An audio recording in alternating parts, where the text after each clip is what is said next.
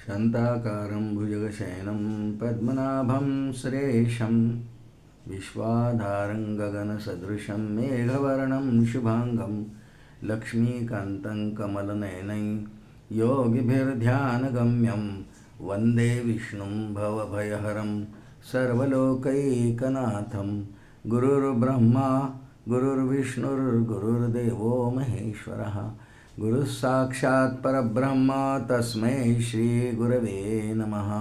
वसुदेवसुतं देवं कंसचाणूरमर्दनं देवकी परमानन्दं कृष्णं वन्दे जगद्गुरुं।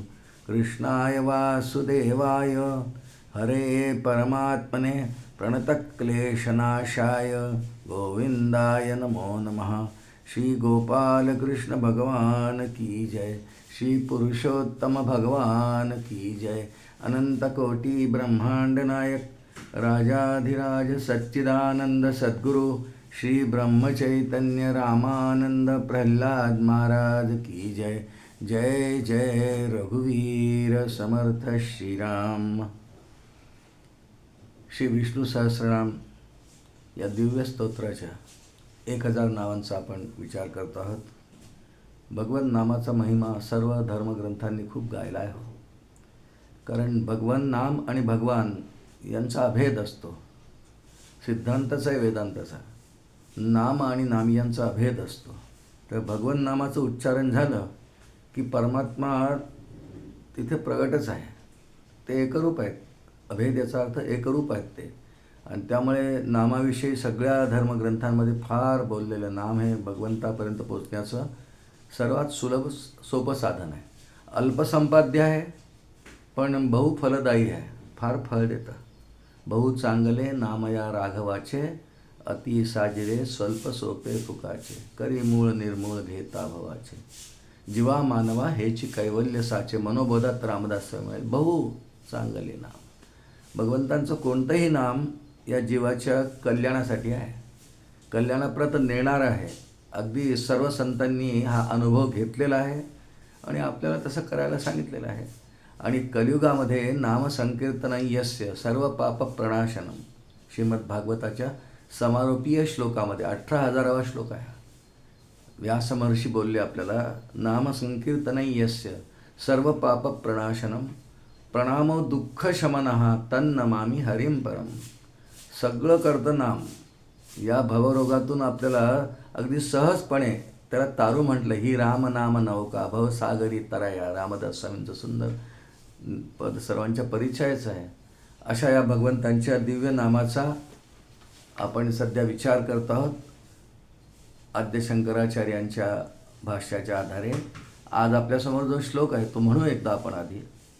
ओजस्तेजोद्युतिधरः प्रकाशात्मा प्रतापनः रुद्धस्पष्टाक्षरो मंत्रश्चंद्रांशुर्भास्करद्युतिः श्री गोपाल कृष्ण भगवान की जय।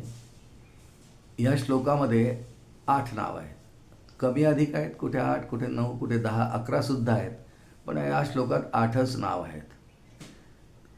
नावं किती असत, प्रत्येकच नाव दिव्य आहे। विष्णू दिव्य सहस्रनाम स्तोत्रम, ते कोणतंही नामाचं उच्चारण करत गेलो तरी आपल्या उद्धाराला ते कारण ठरतं, उद्धार करूनच देतं। पहिलं नाव या श्लोकातलं आहे ओजस तेजोद्युतिधरः, असं इतकं मोठं नाव आहे। 3 शब्दांचा तिथे उल्लेख केला आहे भीष्माचार्यांनी, ओज, तेज आणि द्युती, याला धारण करणारा। आपण तिन्हींचा अर्थ थोडा थोडा पाहू, विस्ताराने नाही पण थोडा थोडा पाहू।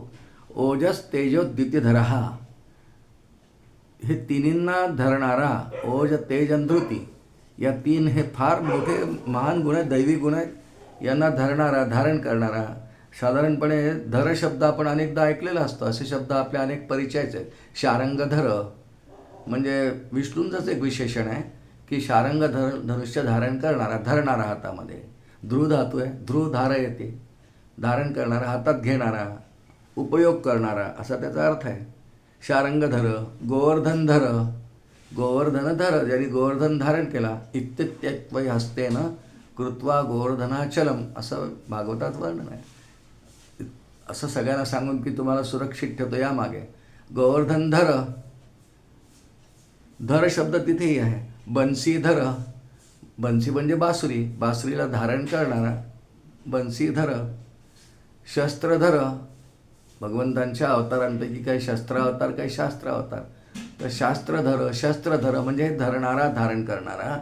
गोवर्धन, शारंगधर, शस्त्रधर किंवा बंसीधर. धर म्हणजे धारण करणे. त्या अर्थाने ओज, तेज आणि धृती या तीनही महान गुणांना धारण करणारा नवे, हेच ज्याचं स्वरूप आहे असं म्हणून एकच नाव एकत्र आहे. ओजस तेजोद्युतिधर. हा या तीन शब्दांचे थोडे वेगवेगळे अर्थ पाहू. ओज म्हणजे सामर्थ्य, ओजस्वी आहे भगवान, म्हणजे ते सामर्थ्य खूप आहे त्यांच्यामध्ये. ते वापरल्यावर पराक्रम, पण सामर्थ्याने संपन्न आहे. सर्व शक्तिमान परमात्मा आहे, सगळं सामर्थ्य आहे, म्हणून त्याला ओज म्हणजे सामर्थ्य.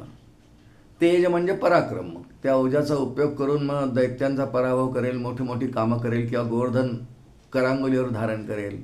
हा पराक्रम, की जी कामं साधारण कोणी करू शकत नाही. कारण भगवंतांच्या जवळ शास्त्र तीन शक्ती बोलतं, तीन शक्तींनी परमात्मायुक्त असतो. इथे त्या धर शब्दात त्याचा अर्थ आहे दिलेला, की जीवाजवळ सगळ्या शक्ती नसतात, पण कर्तुम, अकर्तुम, अन्यथा कर्तुम अशा भगवंतांच्या तीन शक्तीही युक्त असतं परमात्मा आहे. ओजस तेजोद्युती हे महान गुण धारण करताना परमात्मा हा तीनही गुणांचा उपयोग करतो. तीनही त्याच्या ज्या शक्ती आहेत त्या सर्व गुणांचा तो उपयोग करतो. आणि ओज म्हणजे सामर्थ्य अर्थाने आपण अर्थ पाहतो. कर्तुम, अकर्तुम, अन्यथा कर्तुम. ओज म्हणजे सामर्थ्य. तेज म्हणजे प्रत्यक्ष ते सामर्थ्य वापरून केलेला पराक्रम, त्याला तेज म्हणतात. म्हणून भगवान ओजस्वी आहेत, तेजस्वी आहेत. दोनमध्ये छटेत हा फरक आहे. ओज म्हणजे सामर्थ्य आहे, ते प्रत्यक्ष वापरलं तर तेजाला पराक्रम म्हणतात. आणि तिसरा शब्द आहे द्युती. द्युती म्हणजे कांती. आणि खरं कांती शब्दाचा भाष्यामध्ये असा अर्थ केला आहे की हा सगळा संसारच ज्याच्यापासून निर्माण होतो, हा सगळा संसारच ज्याच्यापासून निर्माण होतो आणि ज्याच्यातच विलीन होतो, हे असं जाणणं की हा सर्व संसार, हे विश्व, दृश्य विश्व भगवंतापासून निर्माण होतं, त्याच्यातच शेवटी प्रलयकाली विलीन होतं. एवढं ज्ञान हे असं समजणं, हे ज्ञान याला भगवंतांची कांती असं म्हणतात. असं जाणणं याला कांती म्हणतात. समर्थांची दासबोधात एक ओवी आहे, देव ओळखावा एक, देव ओळखावा एक, तेचे ज्ञान ते सार्थक, येर तेची निरर्थक पोट विद्या. बस देवाला जाणणं, देवाला ओळखणं मनुष्य देहात इतकंच ज्ञान आहे. बाकी सगळं निरर्थक पोट विद्या, पोट भरू विद्या. ते ज्ञान नव्हे, त्यात ज्ञान नव्हे, असा दासबोधात एक समास आहे बहुधा ज्ञान नावाचा. ते ज्ञान नव्हे, ते ज्ञान नव्हे. मग कोणतं ज्ञान आहे? देव ओळखावा एक, जाणीजे देव निर्गुण, यया बोलीजे ज्ञान. अशा बऱ्याच या अर्थाच्या अनेक ओव्या आहेत, पण आपण अर्थ पाहतोय सध्या द्युती म्हणजे कांती अर्थाने. याला भगवंतांची कांती असं म्हणतात. भगवंतांच्या तेज नावाचा जो गुण मगाशी आपण पाहिला, पराक्रम, आणि खरं म्हणजे सर्व विश्वाची नेहमी नेहमी निर्मिती, नेहमी नेहमी लय, निर्माण करणं, संपवणं, घडवणं, मोडणं. मग हा सगळ्यात मोठा पराक्रम आहे. कारण विश्व काय लहान आहे का? केवढा अनंत कोटी ब्रह्मांड आहेत, याची घडी बसवायची, निर्माण करायचं आणि मोडून टाकायचं एका क्षणात, एका निमिषात मोडून टाकायचं. केवढा पराक्रम आहे. म्हणजे निर्मितीच तर केवढा पराक्रम आहे. माऊलींनी ज्ञानेश्वरीत फार काही सुंदर ओव्या लिहिल्या आहेत. गगनाचा तडेवा म्हणजे आकाशाविषयी बोलतात माऊली. कोणे उभविला, वारा वाहतो असावा कोणाचे मत, रुंख कवन पेरी. रुंख म्हणजे झाडांची मुळं. पावसाळ्यात किती झाडं येतात सगळीकडे, गवत काय, दुर्वा काय, किती लहान रोपं येतात, त्याला मूळ असतं, त्याला मुळाला रुंख म्हणतात.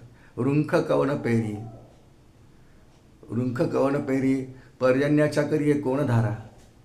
हे सगळं केलेलं वर्णन आहे. आणि आकाशी कवणे केली मेघांची धरणे, अंतरिक्ष तारांगणे कोण धरी श्रीराम. अंतरिक्ष, तारांगणाकाळ, ग्रह, गोल, नक्षत्र हे सर्व कोण धारण करतो. रुंख कवणे केली, समुद्र कोण भरी. समुद्रामध्ये किती जल असेल, जलसाठा असेल, निधी म्हणतात त्याला. खूपच मोजता येणार इतकं पाणी आहे, अनंतचपणा. तर हे समुद्र कोण भरी, पर्जन्याच्या करी कोण धारा, असं माऊलींच्या ओव्या आहेत. तर हाच त्याचा पराक्रम आहे की सृष्टी निर्माण करायची, पंचमहाभूत निर्माण झाली की त्यांच्याद्वारे ही सगळी सृष्टी भारून टाकायची, आणि जे सगळ्या ब्रह्मांडात असतंय तेच एखाद्या जीवाच्या ठायी असणं. ते म्हणून आपल्या इथे आपण म्हणतो जे पिंडी ते ब्रह्मांडी, खरं उलटं म्हणायला पाहिजे, जे ब्रह्मांडी तेच पिंडी. पंचमहाभूतांचा हा सगळा खेळ पसारा मायेच्या द्वारा हा एका व्यष्टीमध्ये सुद्धा जेव्हा असतो त्याला पिंडी म्हणतो आपण. म्हणून हाच परमात्म्याचा पराक्रम आहे. एवढे पंचमहाभूत प्रभावी आणि बलवान आहेत, आणि त्यांच्यातल्या सगळ्या अंशरूपाने एखाद्या जीवामध्ये असणं केवढा पराक्रम आहे. प्रत्येक जीवाला हे सामर्थ्य परमात्मा देतो, हाच तर त्याचा पराक्रम आहे. सर्वांना सारखा देतो, त्या जीवाच्या प्रमाणे त्याला तेवढी शक्ती पराक्रम देतो प्रत्येकाला. म्हणजे एखाद्या मुंगीनी एखाद्या झाडाच्या मुळापासून शेंड्यापर्यंत जाणं तिचा पराक्रम आहे. किती लहानशी मुंगी आहे, तिच्या मनाने झाड किती पट उंच आहे, ती चढून जाते, हळूहळू जाईल ती, हळूहळू ढाळे. पण तिला ही दिलेली शक्ती ज्याने दिलेली आहे त्याचं वर्णन आपण ऐकतोय की हा पराक्रम त्या मुंगीच्या अंगात असलेला तिचा हा तेजाचा परिणाम पराक्रम हा सुद्धा ज्याच्यामुळे आहे तो केवढा तेजस्वी आणि पराक्रमी असेल. म्हणून श्री व्यासांनी म्हणा किंवा भीष्माचार्यांनी या श्लोकातलं पहिलं नाव आपल्याला सांगताना सांगितलं आहे, ओजस तेजो द्युतिधरा. म्हणजे इतका त्याचा पराक्रम, इतकं तेज आहे. वाल्मिकी रामायणामध्ये एका ठिकाणी एक श्लोक आहे, प्रभू रामांचा लक्ष्मणांचा संवाद आहे युद्धकांडामध्ये, की समुद्र रामांना मार्ग देत नाही, आम्हाला लंकेत जायचं आहे. तेव्हा रामांचा थोडा क्रोध आहे, तो क्रुद्ध होतात. ईश्वर आहेत, प्रासंगिक क्रोध ते आणतात, संपवतात. पण समुद्रावर क्रोध केला लक्ष्मणाला, ते म्हणतात लक्ष्मणा मी जर मनात आणलं ना तर मी काय करू शकतो तुला सांगू. हे भगवंतांच्या पराक्रमाविषयीचं वाक्य रामायणामध्ये आहे. पिशाचान दानवान यक्षान पृथ्वीवान चैव राक्षसान अंगुल्यग्रेण तान हन्याम इच्छामी हरेश्वर. माझ्या जर मनात आलं लक्ष्मणा तर माझ्या अंगठ्याच्या नखानी मी सगळं ब्रह्मांड एका क्षणात नाहीसं करू शकतो. अंगुल्यग्रेण तान एका क्षणात हन्यामी, मी एका क्षणात ते सगळं ब्रह्मांड विश्व या अंगठ्याच्या टोकाने, अंगुल्य ग्रेण मात्रेनं, त्याच्या टोकाने फक्त, म्हणजे नखानी. अंगुली म्हणजे अंगठा आणि त्याच्यातलं अग्र म्हणजे त्याचं नख, त्यानेसुद्धा हे विश्व उलटं करून ठेवू शकतो, नाहीसं करू शकतो. इतकं सामर्थ्य, इतका पराक्रम. तेज शब्दाचा आपण थोडं समजून घेतो आहे की परमात्माचं तेज कसं, कारण ओजस तेजो द्युतिधरा हा ईश्वराविषयीचं नाव आहे. ईश्वर किती शक्तिमान आहे, किती सामर्थ्यवान आहे, किती पराक्रमी आहे असं सांगणारं ओजस तेजो द्युतिधरा हा. आणि सगुण विग्रहात हे ईश्वराविषयी झालं. मग तो जेव्हा सगुण विग्रह घेतो केवढा पराक्रम करतो. हिरण्यकश्यपूचं वर्णन आहे की तो एवढा पराक्रमी दैत्य आहे, हजारो दैत्यांचा सामर्थ्य त्याच्या एकट्यामध्ये आहे. तो धिप्पाड आहे, उंच आहे, उग्र आहे. आणि भगवंतानी नरसिंह अवतार उग्रच घेतला, आणि एवढ्या मोठ्या पराक्रमी आणि अत्यंत उर्मट, क्रोधी आणि उन्मत्त असलेल्या हिरण्यकश्यपूला भगवंतांनी लीलेने नाहीसा केला. त्यासाठी नरसिंह अवतार वगैरे धारण केला आणि अनेक दैत्यांना नंतर मारलं. हा त्याचा पराक्रम तेज शब्दाचा पात्र अर्थ. म्हणून पहिलं नाव जरी या श्लोकातलं आहे, श्रोते हो, ओजस तेजो द्युतिधरा हा. त्याचा अर्थामध्ये 3 ओज, तेज आणि धृती तिन्हीचा अर्थ पाहून धर या तिन्हींना धारण करणारा जो आहे, ईश्वराच्या रूपातही अवतारात सुद्धा, म्हणून त्याला एक पहिलं विशेषण असलेलं नाव आहे ओजस तेजो द्युतिधरा. कसा आहे परमात्मा, ओज तेज आणि धृती यांना धारण करणारा असा परमात्मा, असं हे पहिलं नाव आहे. दुसरं नाव आहे या श्लोकातलं प्रकाशात्मा. प्रकाश हेच ज्याचं रूप आहे असा अर्थ केलेला आहे भाष्यामध्ये. प्रकाश हेच त्याचं रूप आहे, आणि प्रकाश ही सत्वगुणाची देणगी आहे. कारण परमात्मा हे ईश्वरवाचकच नाव आहे. परमात्म्याचा सगुण विग्रह असेल तर पूर्ण शुद्ध सत्वगुणी असतो, आणि ईश्वर हा तर सत्वगुणी आहेच. त्यामुळे त्या ठिकाणी सत्वगुणाचं जे सामर्थ्य आहे, तत्र भगवद्गीतेत वर्णन, तत्र सत्वम निर्मलत्वात्, 14व्या अध्यायात भगवान बोलतात, तत्र सत्वम निर्मलत्वात् प्रकाशक मनामयम. प्रकाशक आपल्या कामाचा शब्द सध्या आहे, अनामयमचा विचार आता नको आहे, याचा अर्थ विकाररहित असा तिथे अर्थ आहे. पण प्रकाशक, सत्वगुणच प्रकाशक आहे. भगवंतांचा तनू हा शुद्ध सत्वगुणी असल्यामुळे, सत्वगुण परिपूर्ण असल्यामुळे त्या ठिकाणी प्रकाशक तो असलाच पाहिजे. म्हणून प्रकाश हेच ज्याचं रूप आहे, प्रकाश हेच ज्याचं रूप आहे असा भाष्यात अर्थ केला आहे. त्याला प्रकाशात्मा म्हणतात. आणि सर्व जीवांना त्याचा उपयोग होतो, कारण जीवांच्या जवळ एवढा प्रकाश नाही आहे. आणि रामदास स्वामींनी दासबोधात वर्णन केलं आहे, सद्गुरू ज्ञानप्रकाश थोर. सद्गुरूंच्या ज्ञानप्रकाशाचा आधार घेऊन, आधार कशाला घेऊन, पण त्या कृपा झाली की तो प्रकाश शिष्यावर, जीवावर पूर्ण प्रकाशित करतात. शिष्याला त्याची बुद्धी प्रकाशित करतात. हे कार्य सद्गुरू करतात. आणि आपलं जे ध्येय आहे, तमसो मा ज्योतिर्गमय, अंधारात आहोत आपण, कारण अज्ञानाला अंधार म्हणतात, किंवा अज्ञान आपल्याजवळ जे आहे, अविद्या आहे, त्याला अंधारच म्हणतात.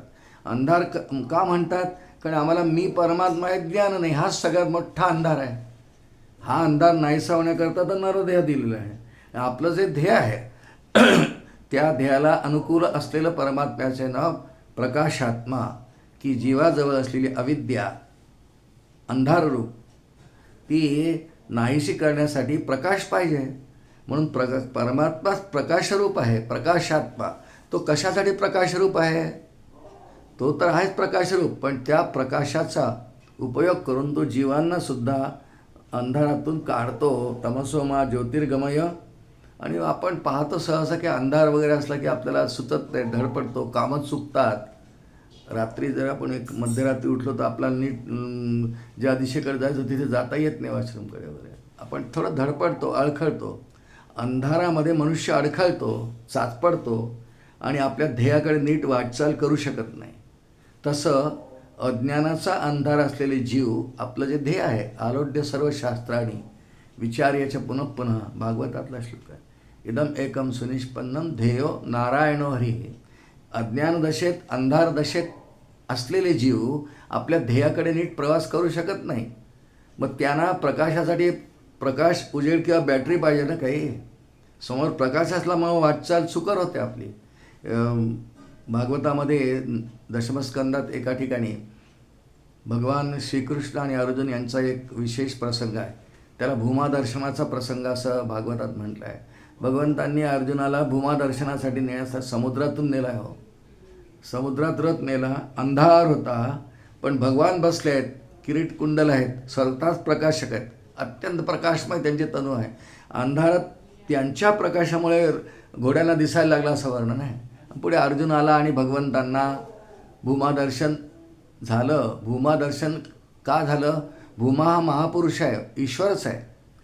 त्यांनी जो संवाद केला आहे कृष्ण आणि अर्जुनांशी, की बा तुम्ही नरनारायण आहात, तुम्ही अवतार कार्य करण्याकरता आलात. अर्जुन नर आहे, भगवान नारायण आहेत. तुम्ही द्वापार युगात अवतार घेतला आहे, मला तुमचं दर्शन व्हावं म्हणून तुम्हाला मी इथे आणलं आहे. पण मुद्दा असा आहे की जे अश्व जे चालले समुद्राच्या खाली अंधारात, ते भगवंतांच्या प्रकाशामुळे चालले. प्रकाशात्मा, सर्व दिशांना उजेड प्रकाशित करणारा आणि अजिबात भेदभाव न करता सृष्टीतल्या प्रत्येक जीवाला ज्ञानाचा प्रकाश प्रदान करणारा, करू शकणारा असा जो आहे. म्हणून त्याचं नाव द्वितीय क्रमांकाचं या श्लोकातलं प्रकाशात्मा. प्रकाश हे ज्याचं रूप आहे. आणि त्याच्या विरुद्धचा शब्द अंधार आहे, त्या अंधाराला नाहीसा करणारा या अर्थाने पण आहे. प्रकाशात्मा, अंधार नाहीसा करू शकणारा, पण ज्याचं स्वरूपच प्रकाशरूप आहे, म्हणून त्याचं नाव आत्मा. प्रकाश, प्रकाश आणि आत्मा असे दोन शब्द आहेत, संधी झाला आहे. आत्मा हाच प्रकाशमय आहे, तेजस्वी आहे, आणि त्यामुळे परमात्म्याचं एक नावच या ठिकाणी प्रकाशात्मा दिलं आहे. प्रतापनः, पुढचं 3 क्रमांकाचं नाव प्रतापनः, याचा अर्थ तापविणारा असा केला आहे भाष्यामध्ये. सर्वांना सूर्यरूपाने खूप तापवणारा.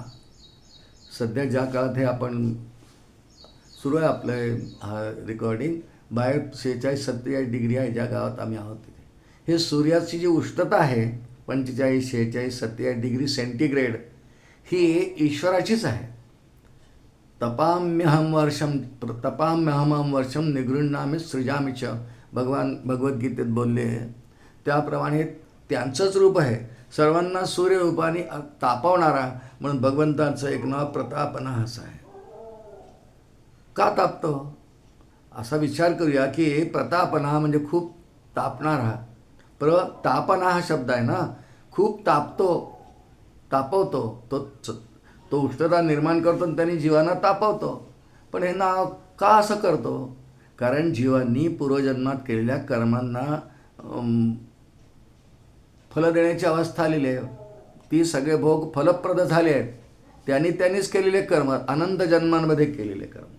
मग ते जर आता त्यांना फलं पाहिजेत, म्हणजे त्यांना त्याचं फळ मिळायला पाहिजे, तर त्यासाठी भगवान त्यांना सूर्याला तापावं लागेल. आणि म्हणून सगळे पंचमहाभूत चंद्र, सूर्य, वरुण, अग्नी हे माझ्या ताब्यात आहेत, माझ्या आज्ञेत आहेत अशी श्रुती आहे. सूर्यस्तपती मदभयात आणि वारासुद्धा मदभयात वाती वातोयम अशी श्रुती सुरुवात आहे. तैत्तिरीय उपनिषद आहे. मदभयात वाती वातोयम सूर्यस्तपती मदभयात वर्षतींद्रं दहत्यग्निम मृत्युर्धावती पंचमम अशी श्रुती आहे. सूर्यस्तपती मदभयात, भयाचा अर्थ माझ्या आज्ञेत की तुला इतकं तापावंच लागेल, तुला या भागात एवढं. कारण त्या जीवांनी अशी कर्म केली आहे की त्यांना इतका दाह सहन करावा लागणार आहे. त्यांची कर्म आहे फलोन्मुख झाली आहेत सगळे कर्म, म्हणून त्यांना ते दाह सहन करणं भाग आहे. म्हणून सूर्याला तापनहा, सूर्याला तापवणारा आणि त्याद्वारे जीवांना त्याचा दाह सहन करायला लावणारा म्हणून एक अर्थाने आहे. आणि शिवाय भगवंतांना तपाम्यहमं वर्षं निगृह्णामि सृजामि च असं आहे त्या भगवद्गीतेच्या श्लोकात. सर्व सृष्टीचं सृजन करायचं आहे. आणि सूर्य जर तापला नाही, जमीन तडकते सूर्याच्या उष्णतेने ग्रीष्म ऋतूमध्ये. ती जमीन जर नीट तडकली नाही, तापली नाही, तर तिच्यावर मग पर्जन्य पडून उपयोग नाही. ती पर्जन्याच्या धारा पडल्यानंतर त्या सहन करून ती बहुप्रसवा तिला म्हटलं आहे या धरणीला. त्यातून खूप धान्य, फळं इत्यादी उत्पन्न करते. त्यासाठी ती छान तयार व्हावी लागते. उष्णतेने ती तापून सुलाखून त्यातले अनावश्यक असे घटक नाहीसे होतात आणि ती शुद्ध अशी भूमी उष्णतेने तयार होते, भाजल्या जाते. आणि त्यावरती मग पर्जन्याची वृष्टी, मग बीज त्यात ठेवून मग त्याचं धान्य, फळं इत्यादी ही वनस्पती निर्माण करणं, ही क्रिया जी सृष्टी सृजनाच्या द्वारे होत असते, त्यासाठी पण सूर्याचं तापणं आवश्यक आहे. जीवांच्या पूर्वजन्मांची कर्म भोगण्यासाठी आणि सृष्टीला सृजनाच्या क्रियेसाठी शक्ती देण्यासाठी अशी 2 भाष्यामध्ये वर्णनं केलेली आहेत. म्हणून त्याचं एक नावच हे सगळं जो करतो. किती छान आहे अर्थ विष्णू सहस्रनामातले. ह्या दोन्ही क्रिया जो करतो असं त्याचं एक नावच त्याचे प्रतापनहा. आचार्यांनी भाष्यात खूप छान छान दृष्टांत दिले आहेत. 4 क्रमांकाचं नाव या श्लोकातलं श्रोतेव आहे रुद्धः. आमच्या इथे संस्कृत भाषेत 2 प्रकारचे रू येतात. रामाचा किंवा रथाचा शिकवायचं लहानपणी आम्हाला. त्यांनी जर का त्याला उकार दिला तर वृद्ध, त्याचा अर्थ वेगळा आहे. वृद्ध याचा अर्थ बांधलेला, झाकलेला. अवरुद्ध शब्द आहे की नाही, की आयाने बांधल्या गेलेला आहे, वृद्ध झालेला आहे, हा एक अर्थ आहे. आणि ऋषींचा रू होता पूर्वी. आता तो जे मराठी ॲप आपण घेतलेले आहेत त्याच्यामध्ये तसा रू नाहीच आहे. जसं मला रुचा लिहायचं तर तसा रुचा लिहिता येत नाही, तर तो रामाचाच र लिहावा लागतो रुचा लिहिताना. पण ऋषींचा जो रू आहे त्या अर्थाने वृद्ध शब्दामध्ये त्या अर्थाने आहे. वृद्ध म्हणजे ऋषींचा र आणि मग वृद्ध याचा अर्थ समृद्ध, संपन्न असा होतो. वृद्ध असा अर्थ समृद्ध, संपन्न. कशाने संपन्नता आहे? संपन्नता आपण व्यवहारात म्हणतो तो फार संपन्न आहे, समृद्ध आहे, म्हणजे फक्त धनाने किंवा ऐश्वर्याने असं आपण म्हणतो.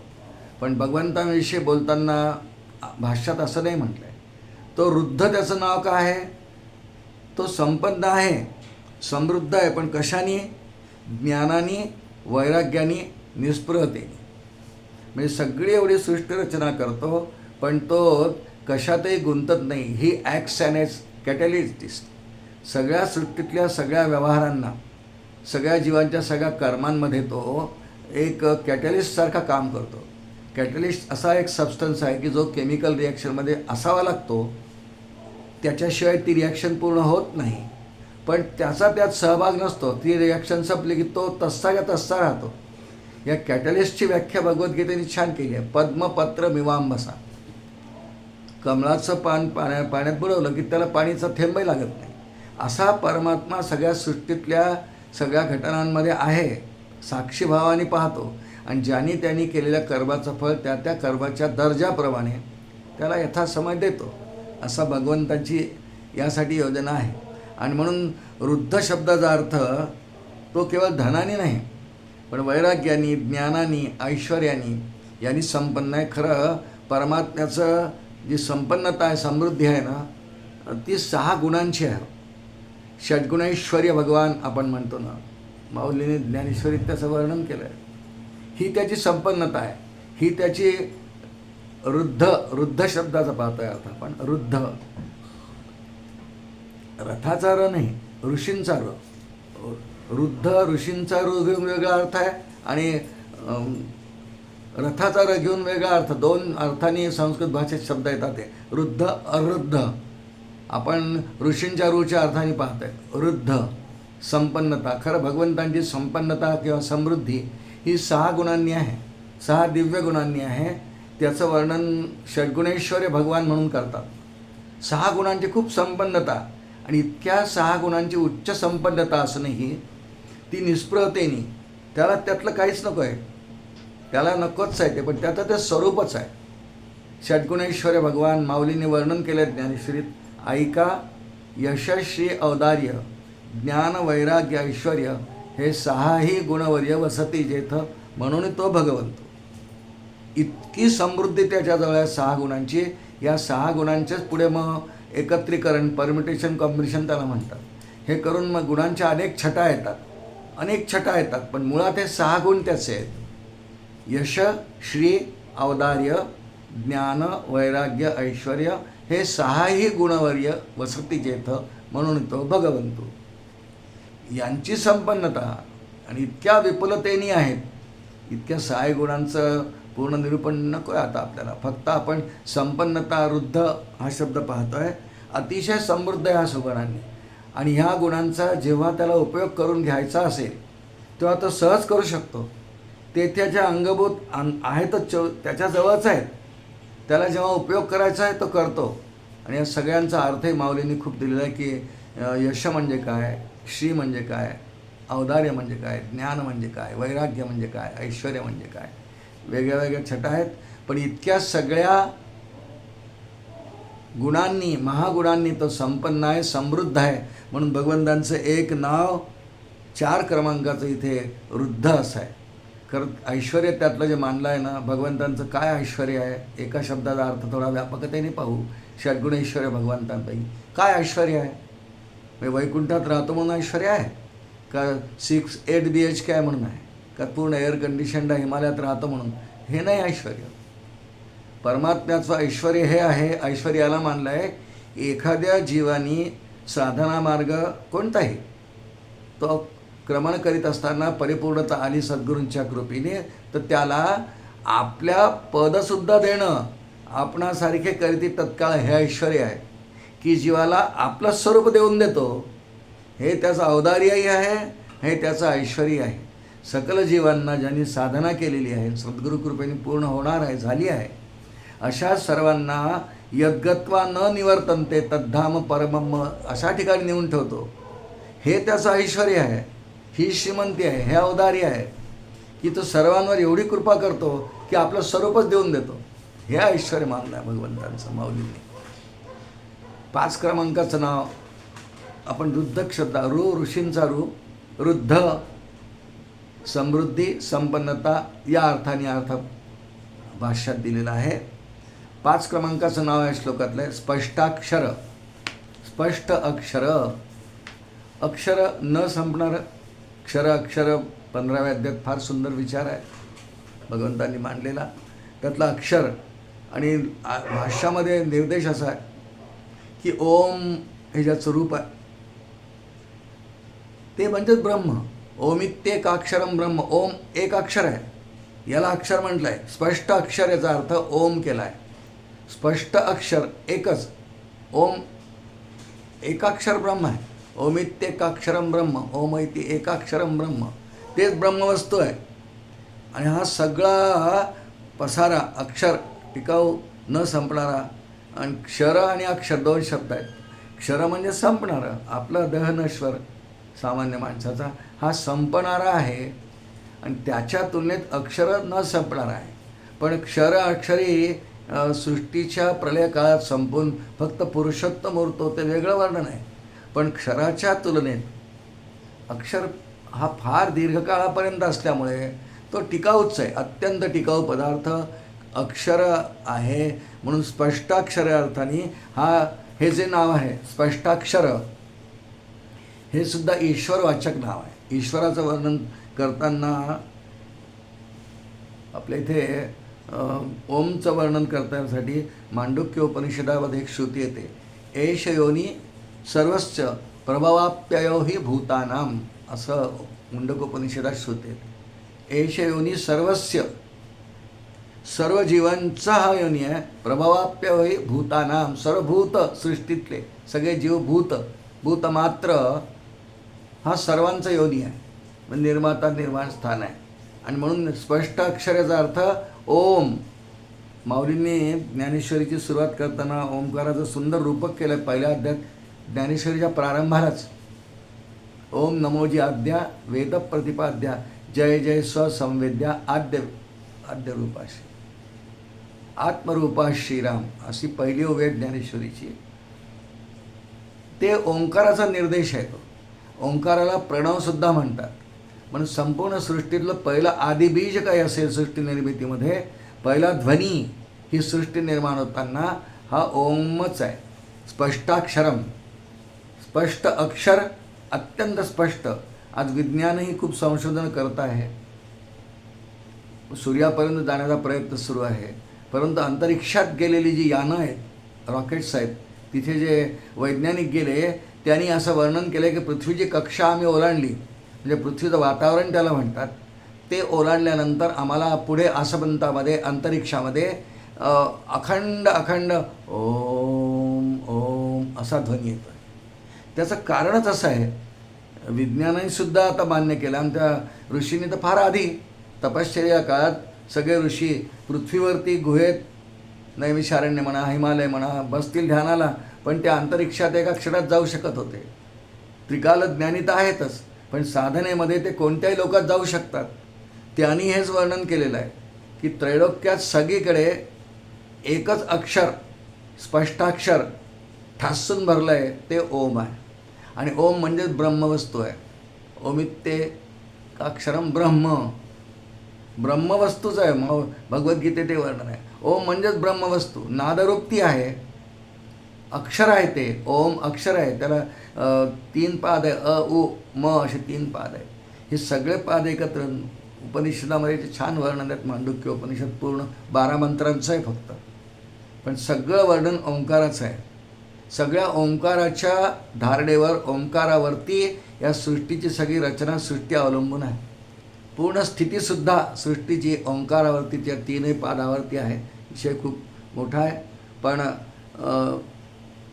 स्पष्टाक्षर ज्याचं ओंकार रूप अक्षर अत्यंत स्पष्ट आणि उदात्त आहे, उदात्त, म्हणजे सर्वांना त्याच्यापर्यंत घेऊन पोचवणार आहे, असा स्पष्टाक्षर शब्दावरती भाष्य करताना भाष्यामध्ये उल्लेख आहे. ओमच अत्यंत स्पष्ट अक्षर म्हणजे ओम हे अत्यंत उदात्त आहे, असा विषय आहे. या श्लोकातलं 6वं नाव आहे मंत्र. सगळ्यांना माहिती आहे शब्द, कारण पुष्कळ वेगळा मंत्र जप करतात. कोणी श्रीराम जय राम जय जय राम, कोणी ओम नमो भगवते वासुदेवाय, ओम नमः, वेगळ्या अक्षरांचे मंत्र आहे. नुसता ओम हाच मंत्र आहे, आधीच्या नावात उल्लेख केलेला. स्पष्टाक्षर ओम हा नुसता एकाक्षरी मंत्रच आहे. ओम ओम ओम ओम ओम. भागवतात वर्णन आहे की भरतराजा जेव्हा गंडकी नदीच्या तीरावर साधनेला गेले, स्वेच्छेने राज्याचा त्याग करून त्यांनी प्रणवाचा म्हणजे ओंकाराचा जप सुरू केला. हा मंत्रच आहे एकाक्षरी. मग 2 अक्षरांचे मंत्र आहेत राम, 3 अक्षरांचा, 4, 6, 8, 12 ओम नमो भगवते 12 अक्षरांचा. साधारणपणे 20 अक्षरांच्या पुढच्या मंत्रांना माला मंत्र म्हणतात. असे मंत्रांचे प्रकार केले. मंत्रविज्ञान म्हणून शंकराचार्यांचा ग्रंथ आहे, त्यात सगळं वर्णन आहे. वेगळ्या वेगळ्या अक्षरांचे मंत्र असतात. पण मंत्र म्हटला की त्याची व्याख्या एकच आहे.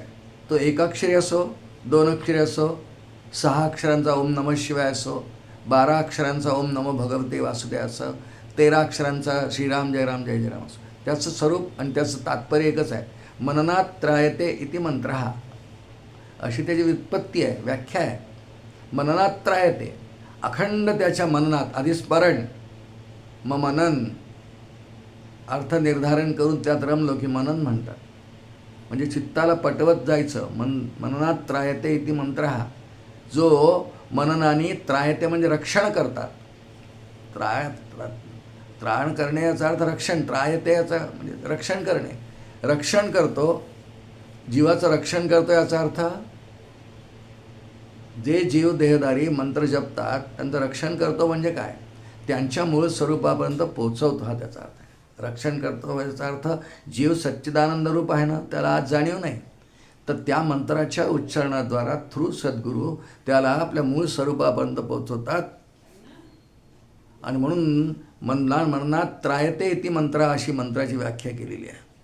आणि सद्गुरूंकडून जर हा मंत्र मिळाला तर तो फारच प्रभावी असतो. आमच्या इथे ब्रह्मचैतन्य महाराज गोंदवलेकर नावाचे सत्पुरुष होऊन गेले. त्यांना त्यांचे सद्गुरू तुकाई चैतन्य येहळगावचे यांनी अनुग्रह दिला रामनवमीच्या दिवशी येहळेगावला आंब्याच्या झाडाखाली, आणि सांगितलं, मंत्र दिला श्रीराम जय राम जय जय राम, आणि सांगितलं की मी तुमच्या आजपर्यंत खूप परीक्षा घेतली, तुझी खूप परीक्षा घेतली बाळ, मी 9 महिने परीक्षा घेतली, पण तुला आज मी तारक मंत्र देतो श्रीराम जय राम जय जय राम. त्याचं उच्चारण करून घेतलं. त्यांचं सामर्थ्य आहे. बालपणापासूनच ब्रह्मचैतन्य महाराज गणुबा त्यांना म्हणायचे, कारण गणपती नाव होतं, तर त्यांना ती आवड होती. पण सद्गुरूंनी नुसता डोक्यावर हात ठेवला, श्रीराम जय राम जय जय राम म्हणायला लावलं. सद्गुरूंचं पूर्ण सामर्थ्य त्या मंत्राच्या मागे उभं राहतं. त्यामुळे त्यांची समाधी लागली. त्यांना सांगितलं, तुला असं नाम देतो आहे जे वसिष्ठांनी श्रीरामांना दिलेला मंत्र तुला देतो आहे, परिपूर्ण मननात त्रायते. मग मंत्र रूपच, मंत्र नाव का भगवंतांचं आहे, तो स्वतः मंत्र रूपच आहे. मंत्र त्यापासून सगळे निर्माण आहेत, आणि म्हणून त्याचं नावच या श्लोकामधलं एक मंत्र असं आहे. सद्गुरूंचे नाम मात्र तेचे आम्हा वेदशास्त्र, अशी नाथ महाराजांची ओवी आहे. सकल मंत्रा वरिष्ठ मंत्र नाम मात्र श्री गुरूंचे, अशी नाथ भागवतात ओवी येते. तर कोणताही मंत्र जीवाच्या कल्याणासाठी आहे. मननात त्रायते इति मंत्र, रक्षण करणारा म्हणजे मूळ स्वरूपापर्यंत पोहोचवणारा. तो काही रक्षण करणारा म्हणजे तो अमर करणारा नाही, की मंत्र जप एखाद्याने केला की तो मरणार नाही, असं नाही होणार आहे. पण त्या मंत्राच्या शक्ती सामर्थ्याने तो जीव त्याच्या मूळ स्वरूपापर्यंत पोचेल, हे मंत्राचं सामर्थ्य. आणि म्हणून श्रोते हो, 6 क्रमांकाचं नाव या श्लोकामधलं जे आपण आत्तापर्यंत पाहिलं, श्री सद्गुरूंच्या बाबतीत असं घडतं, त्यांचे 2 अंगाने कार्य करतात. आधी आपण त्यांना श्रीगुरू म्हणूया, आणि मग सद्गुरू. मंत्राविषयी बोलतोय आपण. श्रीगुरू असताना शिष्याला मंत्र देतील, तू याचा जप कर, मनापासून कर, तुला फायदा होईल हे शिकवतील. त्याचं लौकिकही मार्गदर्शन करतील, लौकिकदृष्ट्या त्याचं रक्षणही करतील. पण जेव्हा त्याची परिपूर्णता होते, शिष्यत्व पूर्णत्वाला जातं, की याची साधना पूर्ण झालेली आहे, मग आपणासारखे करीती तत्काळची वेळ जेव्हा येईल की झालं आहे आता परिपूर्ण साधना खूप झाली, एकाग्रता आहे, निस्पृहता आहे, वैराग्य पूर्ण आलेलं आहे, विवेक झालेला आहे, किंवा भक्तीच्या अनुसंधान आता पूर्ण आहे, सेवा पूर्ण झाली आहे, आता पूर्ण कृपा करण्याची वेळ आली आहे, त्यावेळेला मग देतात महावाक्याचा उपदेश, तत्वमसी. आणि त्याद्वारे सद्गुरूंनी दिलेल्या महावाक्य चिंतनाने सुद्धा, तो मंत्रच आहे तत्वमसी, त्याच्या चिंतनाने सुद्धा त्याचा 2 रूपांनी श्रीगुरू कार्य करतात. लौकिक विद्या आणि एखादा मंत्र देऊन त्या मंत्र सामर्थ्याचा अनुभव घ्यायला लावतात आणि त्याच्या मागे आपली पूर्ण शक्ती उभी करतात. नामाची जेवढी शक्ती तेवढे पाप नाही त्रिजगती. नामापाशी चारी मुक्ती जाण निश्चित उद्धवा एकनाथी भागवतातली होय.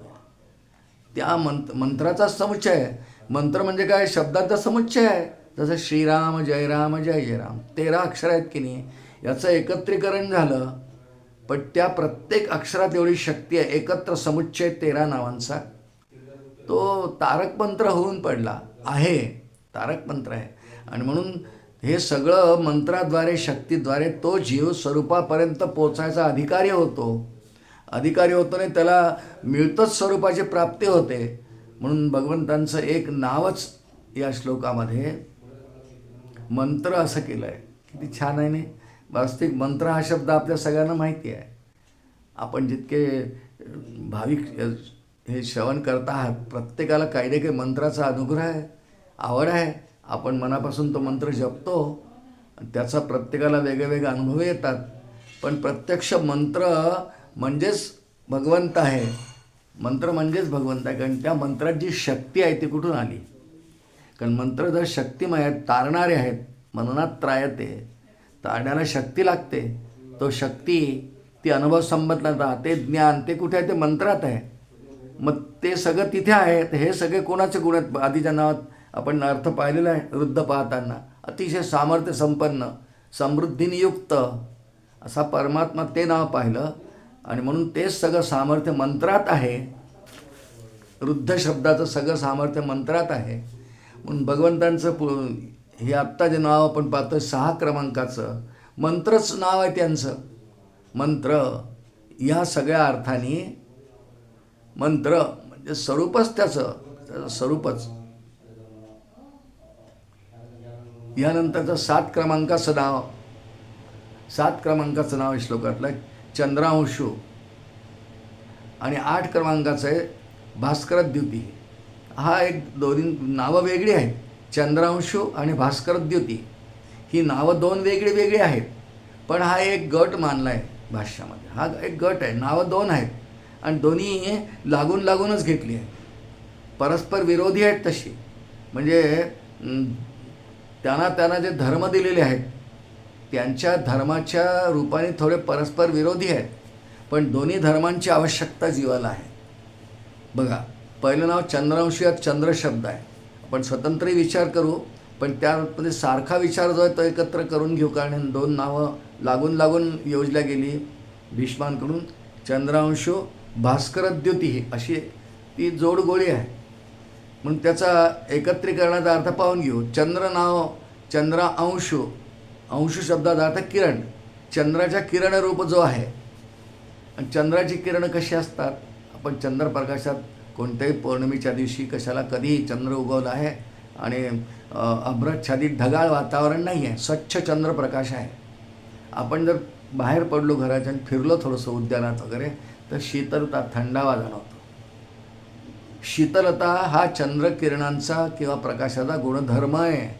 तो बदलू नाही शकत. चंद्रकिरण रात्री 12 वेळेला कोजागिरीला साजरी केली, इतकं तापलं होतं असं नाही होऊ शकत. चंद्रकिरणं शीतल असतात.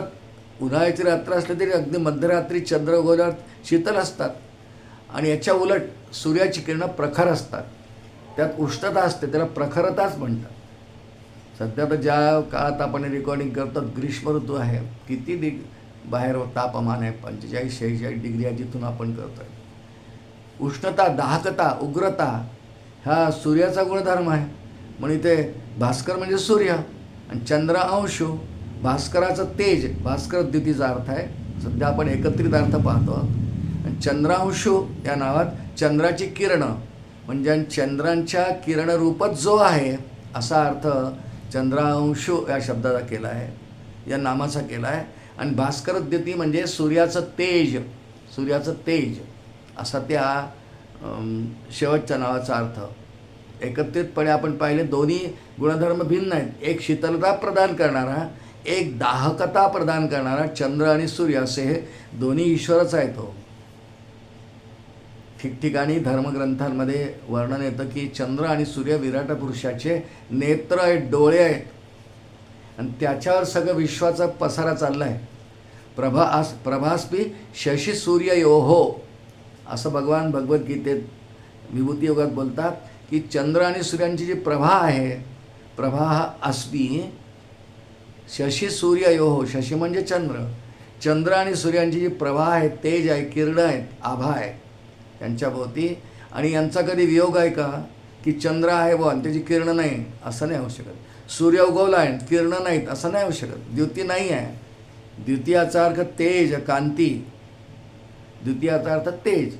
आणि सूर्य उगवला आहे आणि त्याला तेज नाही. अगदी उगवत्या सूर्याला तेज असतं, पण ते सहन करण्यासारखं असतं तांबूस सूर्याचं.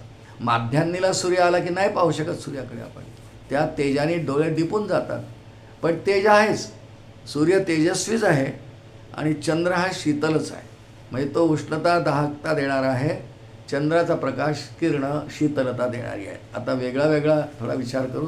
चंद्रांशु हे नाव भगवंतांचं या श्लोकातलं 7 क्रमांकाचं आलं. अंशु म्हणजे किरण. चंद्राच्या किरणाप्रमाणे ती किरण शीतल असतात आणि असा परमात्माचं एक अंग शांत आहे. राजेंद्रम सत्यसंधम दशरथ तनयम श्यामलम शांतमूर्ती, ही ईश्वराचं वर्णन आहे. चंद्रांशु आणि भास्कर द्युती ही दोन्ही नामं ईश्वरवाचक आहेत. ईश्वराचं वर्णन सुरू आहे. अवतारात सुद्धा तो तसाच आहे, रामकृष्ण अवतारात, पण ईश्वराचं वर्णन आहे. चंद्रांशु चंद्राच्या किरणाप्रमाणे आल्हाददायक असणारा. कशासाठी आल्हादक पाहिजे? की जितके संसारात जीव येतात हे सगळं अखंड तापलेले असतात त्रिविध तापांनी. या त्रिविध तापातून त्यांना शांत करण्यासाठी काही शीतलता पाहिजे की नाही, म्हणून याचं नाव चंद्रांश आहे.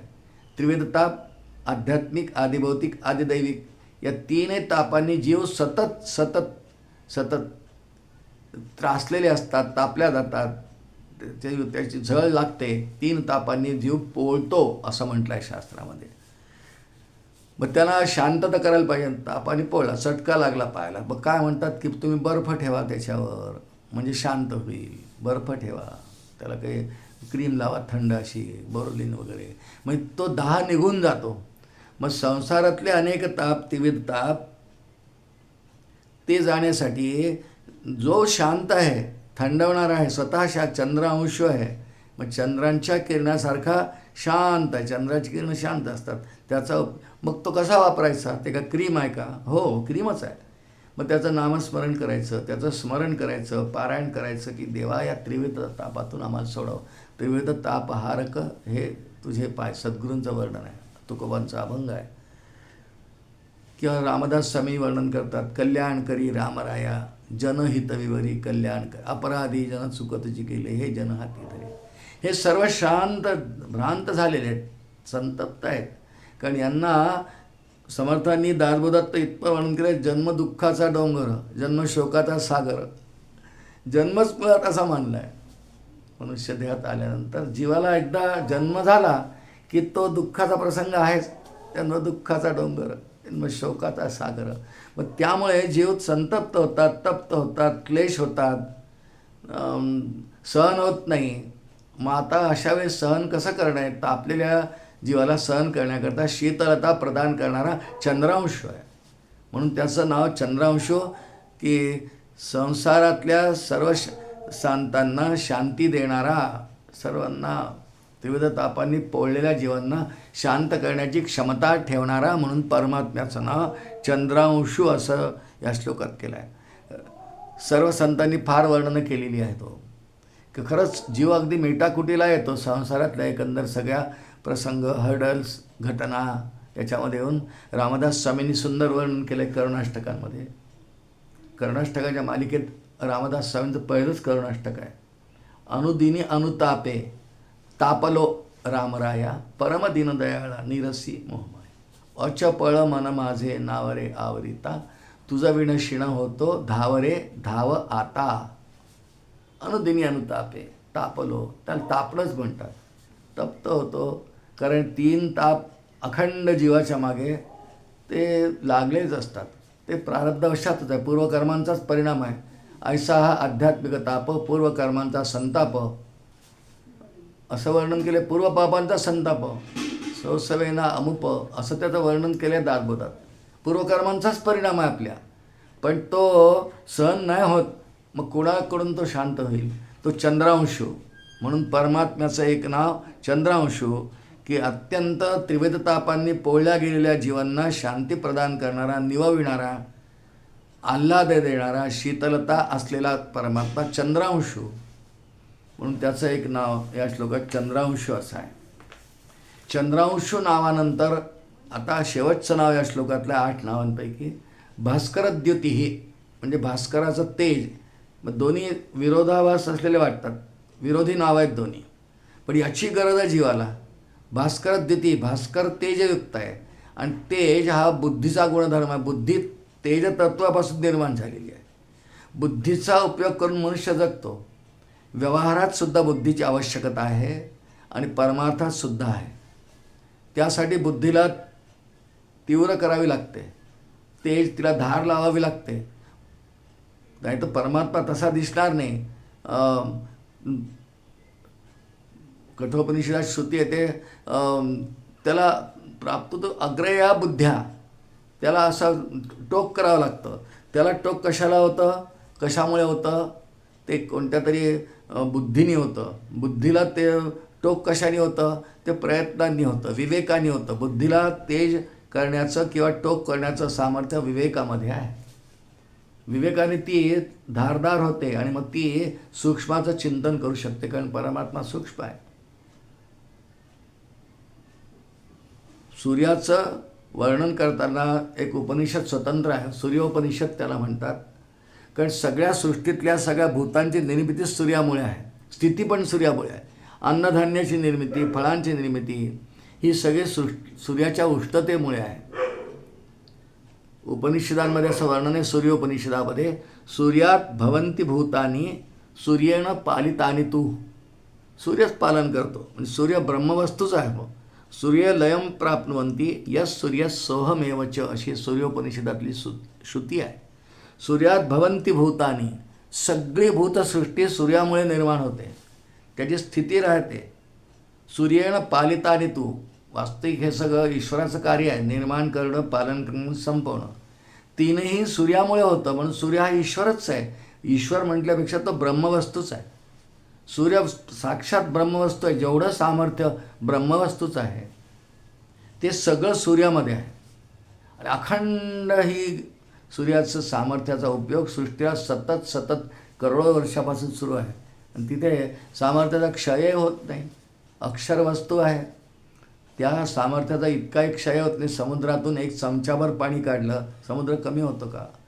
म्हणून एकांशेनं स्थितो जगत आहे. या संपूर्ण जगत, त्यातली जीवसृष्टी, भूतसृष्टी ही परमात्म्याच्या स्वरूपाच्या तुलनेत चमचाभर आहे. मग त्याचं काहीच त्यात खर्च होत नाही, व्यय नाहीच आहे. कारण ती वस्तू पूर्ण आहे, पूर्णच राहते, ब्रह्मवस्तू आहे. ओम पूर्णमद पूर्णमिदं पूर्णात् पूर्णमुदच्यते पूर्णस्य पूर्णमादाय पूर्णमेवा वसिष्यते, असं वर्णन श्रुतीमध्ये येतं. पूर्णच राहतो, म्हणून ती ब्रह्मवस्तूच आहे. सूर्यावरती आमच्या इथे पुष्कळ ग्रंथही आहेत. भास्करद्युती, तेज कसं आहे सांगणारे अनेक ग्रंथ आहेत, की काय तेज आहे भास्कराचं. रामदास स्वामींनी सूर्यस्तवन नावाचा समास लिहिला आहे दासबोधामध्ये. आदित्य हृदय नावाचा ग्रंथ आहे, जो प्रभू रामचंद्रांना अगस्त्य ऋषींनी अगदी युद्धाच्या वेळी सांगितला, रामा तू तेजस्वी व्हायचं आहे तुला, तर तू एक काम कर, इथे युद्धभूमीवर 3 पाठ कर याचे आदित्य हृदयचे, म्हणजे रावणाचा वध होईल. रामांनी केलं आहे ते. आदित्य हृदय कितीतरी सूर्याविषयीचं तत्त्वज्ञान आपल्या इथे उपलब्ध आहे, की काय सूर्य नेमकी काय वस्तू आहे. ब्रह्मवस्तूच आहे.